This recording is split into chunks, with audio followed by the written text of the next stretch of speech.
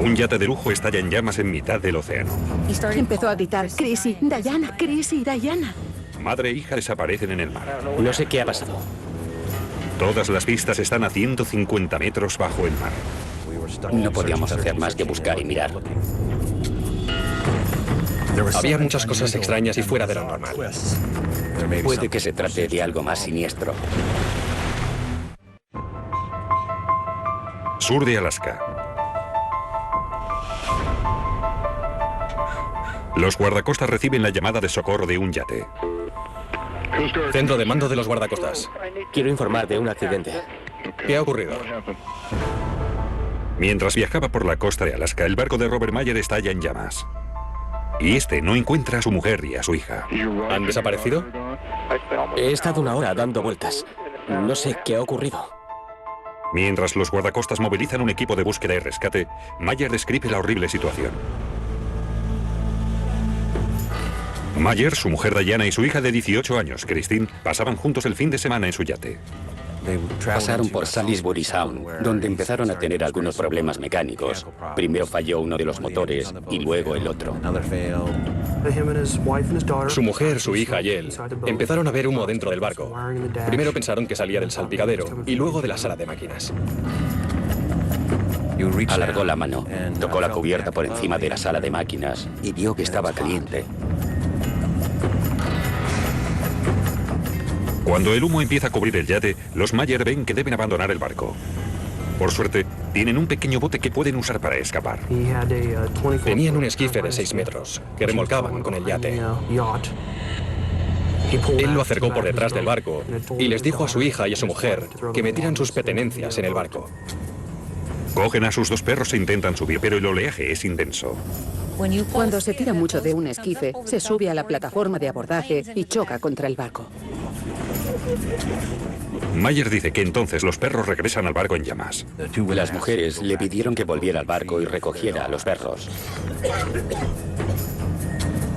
El barco estaba lleno de humo. Los buscó durante 4 o 5 minutos. Encontró a los perros delante de todo. Los recogió y los llevó a la popa. Cuando volvió, su mujer y su hija habían desaparecido. Es la peor pesadilla de un marino. Mayer está solo en medio del agua a 60 kilómetros de la costa. Volvió a cruzar todo el barco. Se subió a la parte de arriba para poder ver mejor. No las vio por ningún sitio, no oyó nada. No encuentra a su familia y sin energía en el yate no puede llamar por radio para pedir ayuda. El calor y el humo son insoportables. Mayer salta al esquife con los perros y sigue buscando. Empezó a trazar círculos alrededor del barco gritando, Chrissy, Diana. Pensó, ¿y si se han caído al agua? Podrían estar a la deriva. No había ni rastro de su mujer ni de su hija. En ese momento el barco ardía como una antorcha. No podía acercarse a 15 metros, el barco ardía. Mayer debe ir hasta la costa con los perros para conseguir ayuda. Está a 800 metros de tierra, pero de un lugar deshabitado. Debe alejarse de su familia e ir hasta Sitka, a 1 hora de distancia. Cuando llegó allí, avisó a las autoridades de que había ocurrido un accidente. He pasado casi 1 hora dando vueltas alrededor del barco y han desaparecido. De acuerdo. Cuando me marché de la popa les dije, meteos en el esquife y yo buscaré a los perros. No sé qué ha pasado. Una vez en casa, Mayer llama a la directora de su empresa y amiga de la familia, Ann Lowe, para contarle lo ocurrido. Estaba durmiendo, parecía muy afectado. Me dijo, Ann, tengo malas noticias. Yo pregunté, ¿quién eres? Y él me dijo, Ann, soy Bob. Chrissy y Diana han desaparecido. Yo le pregunté de dónde y él contestó, han desaparecido. Sigue la búsqueda de una madre y una hija cuyo barco se incendió cerca de Sitka. Su mujer Diana y su hija de 18 años, Christine, intentaban subirse al esquife. Cuando Mayer llegó a la popa, habían desaparecido. Los guardacostas las buscan con un barco y 2 helicópteros. Los rescatadores intentan salvar a Diana y Christine, pero no será una misión normal. Puede que con el yate se hayan hundido secretos perturbadores. La ciudad de Sitka queda destrozada. Bob y Diana tienen una famosa tienda de barcos. Diana trabaja en la asociación de padres y Chrissy acaba de salir del instituto. Bob andaba de un lado a otro y las lágrimas le caían por la cara. La tenía llena de hollín, olía a fuego y a humo. No hay tiempo que perder si Diana y Chrissy luchan por sobrevivir en el agua a 7 grados y sin chalecos salvavidas. Después de 1 o 2 horas, probablemente solo una, te quedas inconsciente y sin flotación. No puedes mantenerte en la superficie del agua. Los guardacostas están decididos a encontrarlas, pero es casi imposible. Como nuestra jurisdicción es tan grande, tenemos que responder con barcos y helicópteros.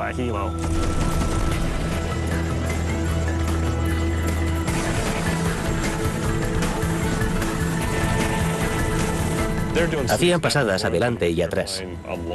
Básicamente, volaban en línea recta y volvían atrás, en una zona de 200 metros.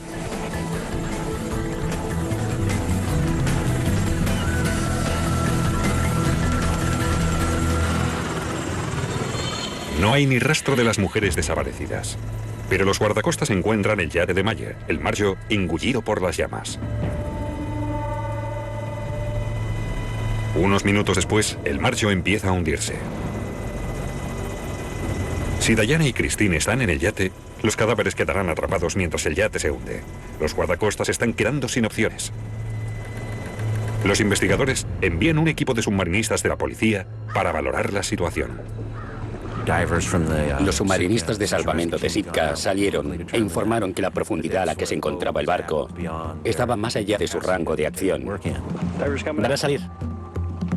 Los restos del Marjo descansan en el fondo del mar a 150 metros de profundidad.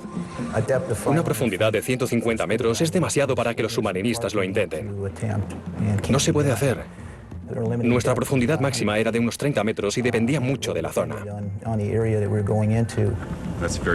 Son aguas muy profundas, frías y oscuras. Sería imposible llegar a esa profundidad, a no ser que hubiera un barco de búsqueda con un submarino. Pero en tierra hay un tenue destello de esperanza. El equipo de búsqueda y rescate sale a investigar la costa. Una de las posibilidades en la que siempre nos concentramos es: ¿y si la persona ha llegado hasta la costa? ¿Están en la costa o han llegado hasta los árboles buscando refugio? El barco se ha hundido a 800 metros de una costa deshabitada. Desplegamos los barcos. Los equipos rastreaban la costa, recorriendo cada centímetro de playa, gritando sus nombres y silbando. Buscamos hierbas aplastadas, vegetación en la costa, y miramos en los agujeros en los que alguien podría esconderse buscando refugio. Buscamos huellas en la arena de alguien que sale del agua y deja un rastro tras de sí. Intentamos usar todos nuestros sentidos, buscar otro ángulo, algo que nos diera una pista.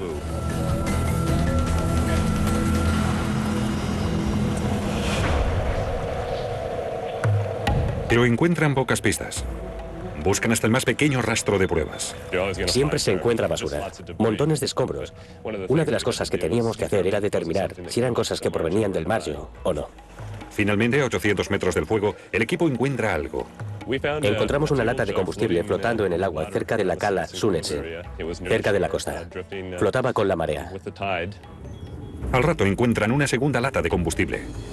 Las entregamos como pruebas. Estábamos seguros que provenían del Marjo.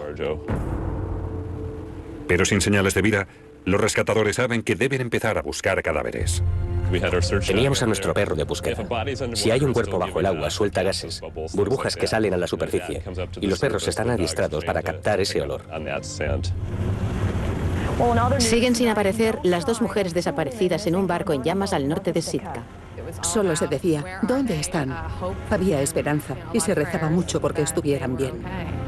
Se ha realizado una búsqueda de 500 kilómetros, pero no se han encontrado pistas sobre el paradero de las 2 mujeres. Tras 2 días, los rescatadores deciden cancelar la búsqueda. Quieres devolverle a la gente sus seres queridos, y se hace muy difícil suspender la misión. Nos miramos porque no sabíamos qué hacer exactamente. Estábamos abrumados por la situación. Los rescatadores están convencidos de que Diana y Chrissy se han ahogado. Quizás cuando intentaban subirse al esquife, chocaron contra la parte de atrás del barco y cayeron. Las posibilidades de encontrar a alguien bajo el agua no son muy altas. Las aguas son muy profundas por aquí. Pero cuando la búsqueda llega a su fin, surge una nueva pista. Hay un problema. Puede que se trate de algo mucho más siniestro. Los guardacostas han suspendido la búsqueda de 2 días de una madre y su hija que intentaban escapar de un barco en llamas cerca de Sitka. Bob me contó que era el último fin de semana de su hija, antes de irse a la universidad a estudiar música. Le había dicho lo buen padre que era, y él dijo que era el mejor fin de semana que había pasado en su vida. No paraba de repetir, ¿por qué no he muerto con ellas? ¿Por qué no he sido yo? Pero los investigadores empiezan a ver otra cara de Robert Mayer. Cuando hablé con Bob estaba muy tranquilo, muy sereno. Estaba en la cama haciendo girar los pulgares. Le pregunté si no le importaba que hablara con él. Me dijo que en absoluto y me relató lo que había ocurrido. Cuando le dijimos que íbamos a salir a buscarlas, nos dijo, sé que tenéis que hacerlo, pero no encontraréis nada. Fue muy extraño para ser su mujer y su hija. Nunca me habían dicho nada igual. Tenía media docena de personas trabajando para él. Tenía muchos barcos que podría haber usado para buscarlas, pero no se unió a la búsqueda de ningún modo. No mostraba las señales habituales de alguien que ha vivido la pérdida de un miembro de su familia, y mucho menos de su esposa y su hija. Los investigadores deciden interrogar a la directora de su empresa y amiga, Ann Lowe, que se ha ocupado de Bob desde el incendio. Ella les ofrece una pista sin saberlo. El agente me dijo, ¿qué es eso? Le dije, la ropa de Bob apesta y la he sacado porque ensucia todo lo que toca. Su camisa de franela roja, sus vaqueros y sus otras pertenencias apestaban a combustible. Le dije que aguantara un poco y no lavara la ropa. Los agentes esperaban que la ropa oliera a humo, no a combustible. Las sospechas aumentan con las pruebas encontradas en la costa. Había 2 latas de combustible que se habían encontrado flotando cerca del lugar donde se había hundido el Marshall. Conseguimos descubrir que una de ellas había estado llena de combustible. Los investigadores están impacientes por buscar combustible en la ropa de Mayer, pero tienen un problema. Cuando vuelven a casa de Ann, su hija está haciendo la colada. Cuando volví a la casa a coger la ropa, Melody me acompañó a la sala de la lavadora y me dijo, ya la hemos lavado una vez y ahora estamos haciendo una segunda lavadora. La policía coge inmediatamente la ropa mojada y mientras interrogan a Ann, hacen un descubrimiento sorprendente. No llamó a los guardacostas inmediatamente para informar que su barco estaba en llamas y que su mujer y su hija habían desaparecido. Llamó a Ann Lowe. Ella le había convencido de que llamara a los guardacostas. Le dije, ¿has llamado a los guardacostas? Y él me contestó, no serviría de nada llamarlos, han muerto. Ella le convenció de que informara. Le dije, pero tienes que pedir una búsqueda y rescate. Y me dijo, he buscado y han desaparecido. Le dije, llama ya a los guardacostas. Los agentes encuentran una contradicción en la historia de Mayer. Primero dijo que no había podido pedir ayuda hasta llegar a la costa. El fuego le había dejado sin energía, pero Mayer pudo pedir ayuda mucho antes de lo que afirmó. Los investigadores descubren que había pasado junto a otro barco. Había pasado junto a un pesquero y no hizo ningún intento de acercarse y pedirles que llamaran a los guardacostas, que es lo normal si tienes problemas. Los agentes encuentran discrepancias en la línea temporal de Mayer. Dijo que su familia había iniciado su viaje de fin de semana a las 9 de la noche. Le pregunté cuánto había tardado en volver a Salisbury Sound y me dijo que unas 3 horas. Lo que significa que habría llegado sobre la medianoche. Pero Mayer estuvo en el mar más de 5 horas. Dijo que no había notado ningún problema hasta las 2 de la mañana. Desde las 9 a las 2 de la mañana son 5 horas.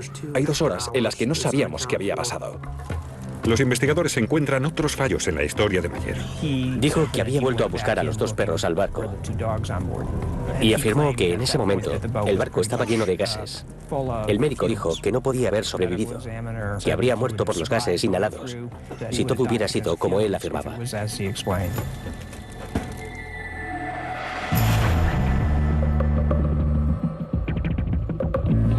Los agentes sospechan que Mayer puede haber matado a su mujer y a su hija, pero ¿por qué? Teníamos una cantidad minúscula de pruebas físicas, no había testigos y solo teníamos la historia de Mayer para seguir adelante. Creo que el señor Mayer no pensó necesariamente que nadie fuera a sospechar lo que había hecho, sino que nadie podría demostrar lo que había hecho. Robert Mayer, su mujer y su hija estaban en su yate al norte de Sitka cuando el barco se incendió. Chrissy dijo, papá, no dejes a mis perros, no dejes que mis perros mueran. Y él me dijo que ella hacía años que no le llamaba papá y que no podía dejar a los perros. Los agentes empiezan a sospechar que Mayer puede haber prendido fuego a su barco para encubrir el asesinato. Sabíamos que había algo raro. Pensábamos que la historia de Mayer no era cierta y que 2 personas habían muerto. Estábamos decididos a descubrir la verdad. Los agentes descubren una nueva pista. Un pescador se pone en contacto con la policía y dice que estaba en una zona de pesca la noche anterior al incendio. Había visto a Mayer moviéndose por la zona de pesca hasta aguas más profundas. Había visto el barco de Mayer y se sorprendió de que hubiera un hombre en un barco de placer sin motivo aparente. Era algo muy sospechoso.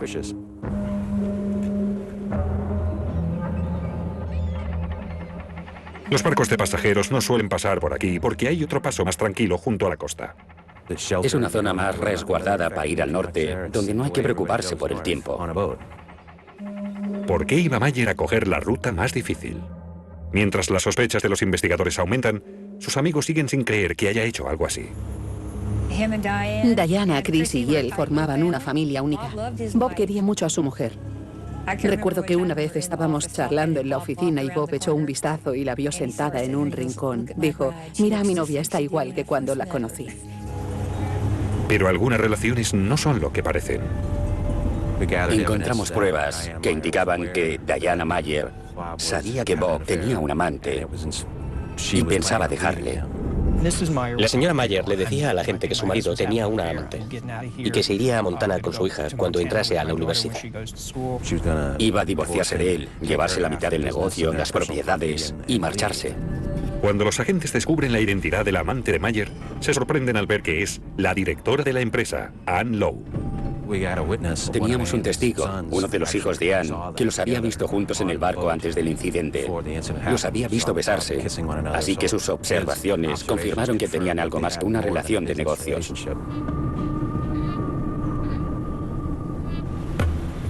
Los investigadores saben que Mayer perdería mucho con el divorcio. Ambos eran socios en su negocio de yates.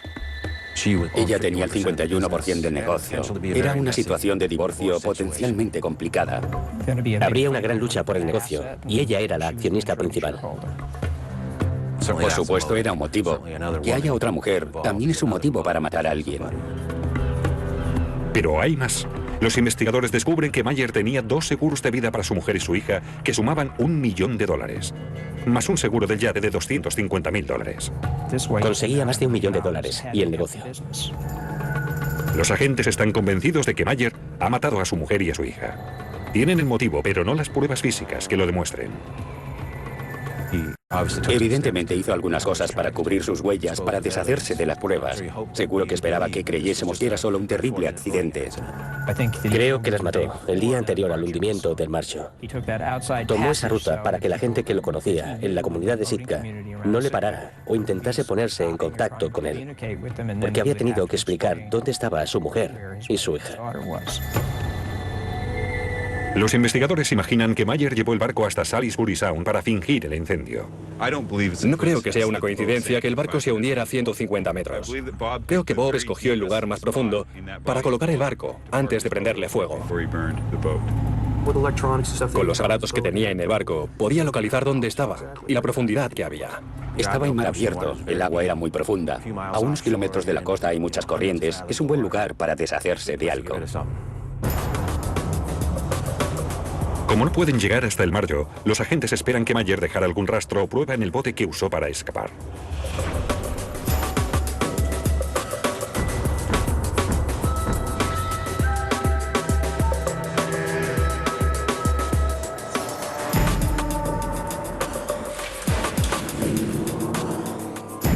Inspeccionando el esquife, la policía encuentra un casquillo de 44 milímetros.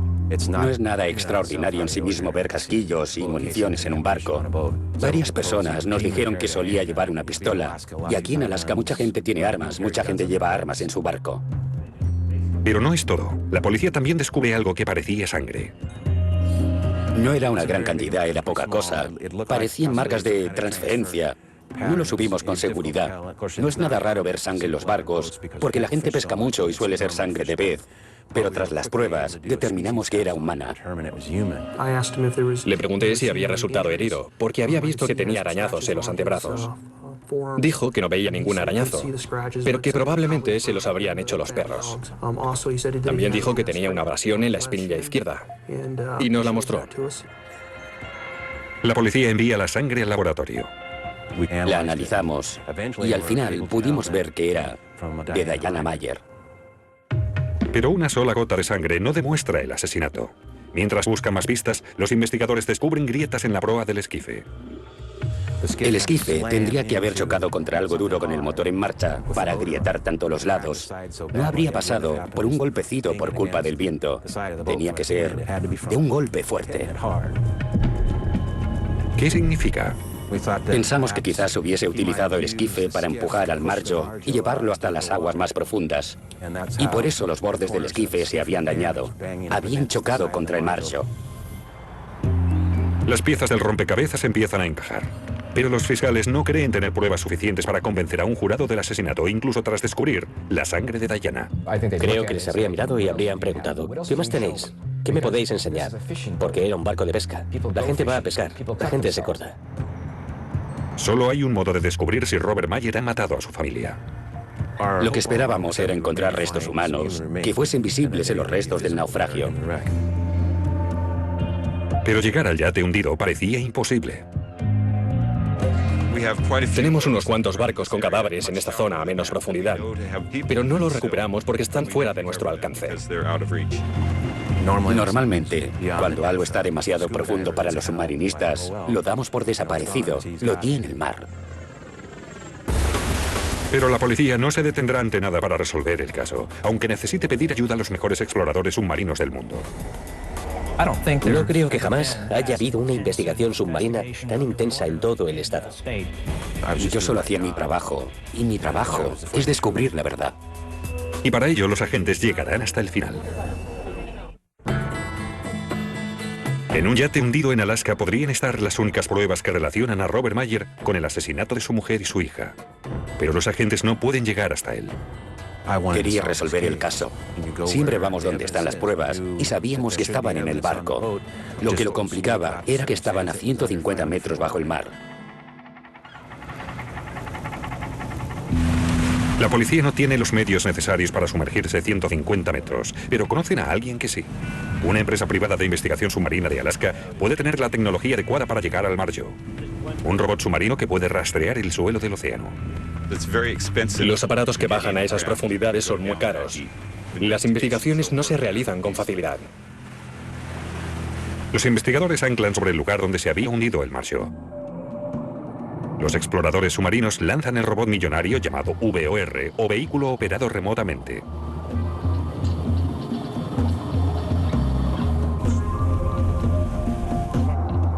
La máquina se propulsa cientos de metros por debajo de la superficie.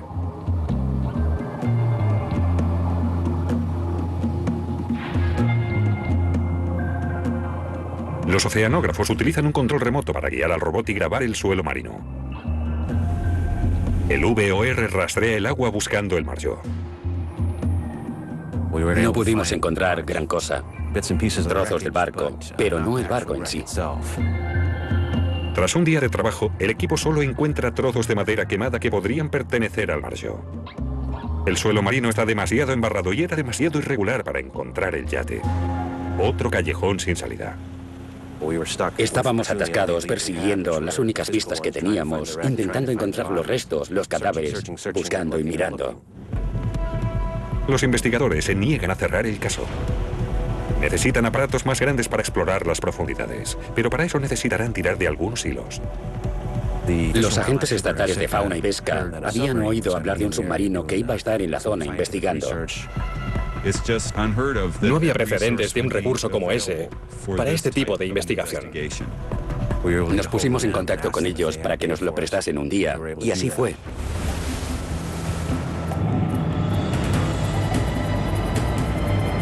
Los investigadores descienden 150 metros para encontrar el margen.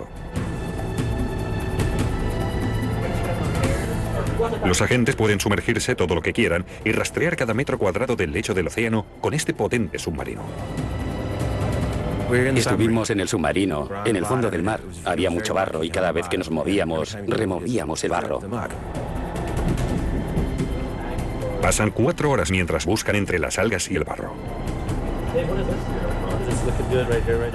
El piloto del submarino me estaba contando que no quería chocar contra los restos del Marjo, que tenía mucho miedo.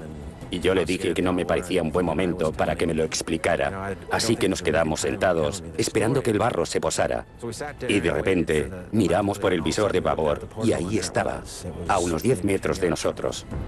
De repente, ven los restos de un barco. Se veía escrito Marjo, Sitka, Alaska. Finalmente, el equipo ha encontrado los restos del yate de Mayer. Estaba eufórico por haberlo encontrado porque lo habíamos buscado muchas veces y habíamos vuelto sin nada. La parte superior del barco ha desaparecido, pero la inferior está intacta. Se veían ambos motores y parecían ser la parte menos dañada del barco. El resto había desaparecido. La superestructura había desaparecido. Los camarotes, las cubiertas, todo lo demás no estaba o era solo una montaña de escombros. Pero los motores estaban intactos. Encontrar los motores puede ser una gran pista. Mayer afirma que el incendio empezó en la sala de máquinas. Pero bajo el agua, los motores no parecen quemados. Para demostrar el asesinato, los investigadores necesitan llevar algo ante el tribunal. Podíamos hacer todas las fotos que quisiésemos, pero si no llevábamos algo físico para analizar, no lo sabríamos con seguridad. Cuando supimos dónde estaba, nuestra prioridad fue sacarlo. Los expertos saben que izarlo no será fácil. Nunca se ha hecho antes. Y ese no es el único reto. El invierno está a punto de llegar, lo que hará que las excavaciones submarinas sean inviables. Los agentes pasan todo el invierno intentando encontrar a alguien que pueda ayudarles a elevar el Marjo. Cuando llega la primavera, en una acción sin precedentes, los agentes de Alaska se ponen en contacto con el Centro de Bienestar Submarino de Seattle para pedir ayuda. Tuvimos que hacer muchas cosas, obtener el permiso de muchas personas del Estado y de la Marina, pero al final accedieron a ayudarnos. Armada con un barco de salvamento y un sonar submarino, la policía zarpa para sacar al Marjo del fondo del mar. Nuestro objetivo era elevar los restos para que los investigadores del incendio pudieran decir si el barco se había incendiado por medios mecánicos o por un incendio provocado. También pensamos que existía la posibilidad de que hubiera restos humanos en el barco. No lo sabíamos. Fuimos hasta allí, anclamos encima y empezamos a intentar elevarlo.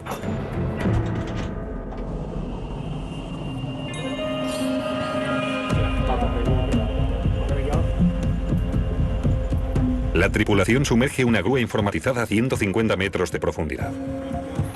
Pero el equipo de salvamento sabe que el Marjo lleva casi un año bajo el agua. Así que estará lleno de agua y será frágil. Los investigadores temen destruir cualquier prueba intentando elevarlo.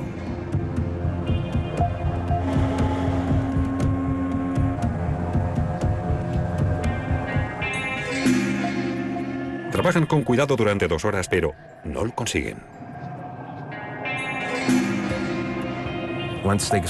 Cuando empezaron a coger diferentes partes del barco para tirar de él, era como intentar levantar un trozo de mantequilla caliente con los dedos. No había nada a lo que cogerse. Cada vez que cogían algo y tiraban, se les escapaba. Para empeorar las cosas, los fuertes vientos amenazan con cancelar toda la operación. Al borde del fracaso, los investigadores deciden empezar a izar diferentes partes del Marjo, pieza a pieza. Pudimos sacar los 2 motores y los cables que estaban unidos a ellos. Tras 3 horas, el equipo ha izado los 2 motores del barco, una cama y parte de la cubierta trasera.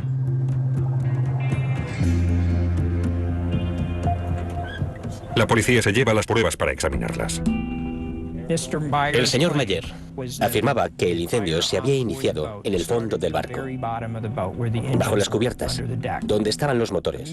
Justo encima había una cama que pudimos salvar. Así que el fuego no pudo salir de los motores, porque ese hubiese sido uno de los lugares más arrasados del barco. Pero la cama, como los motores, apenas está quemada.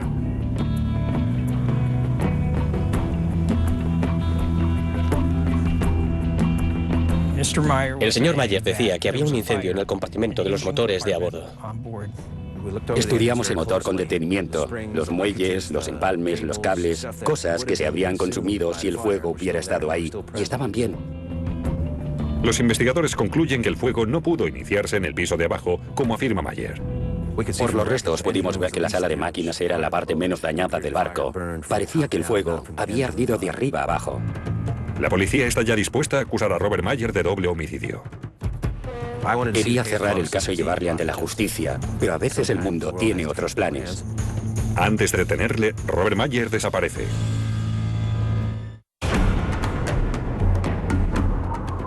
Cuando los investigadores de Sitka se disponen a detener a Robert Mayer por el asesinato de su hija y su mujer, el sospechoso huye. Su abogado le había dicho que creía que iban a detenerle pronto, así que planeó un viaje con un coche deportivo que tenía de reserva y se escapó. Pero Mayer no consigue desaparecer mucho tiempo. La policía le encuentra en Seattle, donde ha pasado algo horrible. Parece ser que Mayer conducía su coche deportivo y estaba haciendo una carrera contra el tipo de la moto. Perdió el control, se metió en el carril contrario y chocó contra un vehículo que se acercaba. Mayer sobrevive, pero queda paralizado de cuello para abajo. Le hospitalizan en Seattle durante meses. Cuando llegué estaba en muy mal estado, muy hinchado. Era difícil reconocerle. Tenía una cosa en la garganta para respirar. Dijeron: parece que al menos puede respirar por sí mismo. Mientras está en el hospital, Mayer y Lowe deciden casarse. La policía lo ve como una treta. Según la ley de Alaska, un cónyuge no puede ser obligado a testificar contra el otro, así que si ella era una testigo potencial contra él, no podríamos obligarla a testificar. Los agentes sospechan que Lowe lavó la ropa de Mayer para destruir las pruebas que mostraban que había incendiado su barco. Un agente de policía le ordenó específicamente: no lave esta ropa, y ella la lavó inmediatamente, varias veces, para sacar el combustible. No sé si sabía o no de antemano lo que iba a ocurrir. No sé si lo hizo como cómplice, y nunca tuvimos pruebas que lo confirmasen o desmintiesen. Me dijeron que quizás me acusarían a mí también, y pensé que no había hecho nada malo, que no tenía que preocuparme por nada. Debería haberme preocupado. Tras 6 meses en el hospital, Mayer y su prometida vuelven a Sitka. Dice que su mujer y su hija desaparecieron, pero un jurado dice que las asesinó. Hoy se han presentado 2 acusaciones contra Robert Mayer. Finalmente, la policía acusa a Mayer de asesinato y a Lowe de manipular pruebas. Algunos de los agentes me dijeron que cuando nos arrestasen y me metieran en el segundo coche, me vendría abajo, me echaría a llorar y lo confesaría todo. Pero no fue así, no tenía nada que confesar. Con los juicios cerca, los agentes empiezan a unir las piezas de la trama de Mayer. Estoy seguro que mató a su mujer y a su hija e incendió su barco para ocultarlo. Creo que las mató el día anterior al hundimiento del Marshall. Creo que Bob, por motivos financieros, necesitaba sacar a Chrissy y a su mujer de sus propiedades. El matrimonio se rompía. Chrissy se marchaba a la universidad y él perdería el control del negocio. Los agentes creen que Chrissy fue testigo accidental del asesinato de su madre, y Mayer la mató también para ocultar las pistas. Recién casados, Mayer y Lowe son puestos en libertad bajo fianza. Tenía muchas ganas de que llegara el juicio. Confiaba en que íbamos a procesarle. Pero no es tan sencillo. Justo antes del juicio, Mayer desaparece por segunda vez.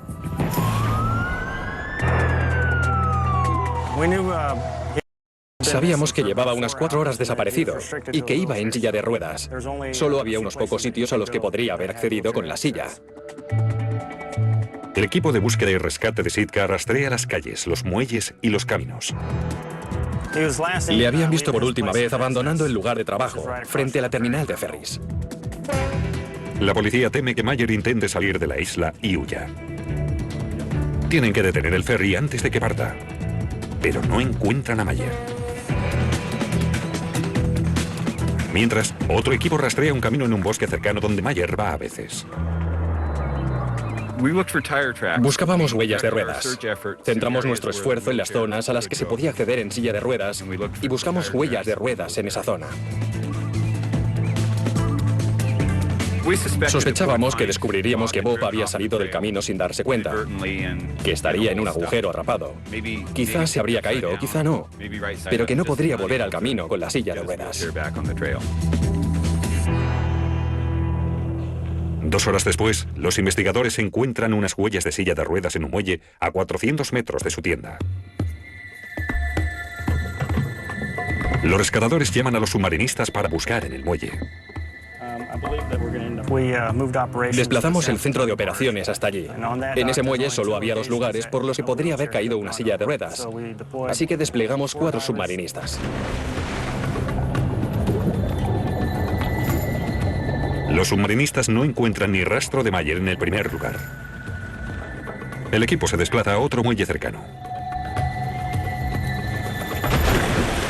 Cuando desplegamos a los submarinistas, justo después de meter la cabeza en el agua, vimos lo que parecía un brillo blanco desde el fondo. Unos 2 o 3 metros más abajo, fue evidente que habíamos encontrado lo que buscábamos. A 25 metros bajo el mar, el equipo encuentra a Mayer sentado en su silla de ruedas. Su muerte se considera suicidio.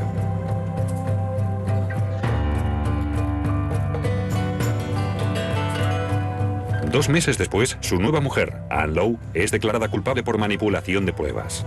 La condenan a 1 año de cárcel. Me quedé sentada pensando, ¿esta es la justicia estadounidense? ¿Qué ha ocurrido? ¿Qué es lo que ha ocurrido? Lowe estuvo 4 meses en la cárcel. Actualmente sigue viviendo en Sitka.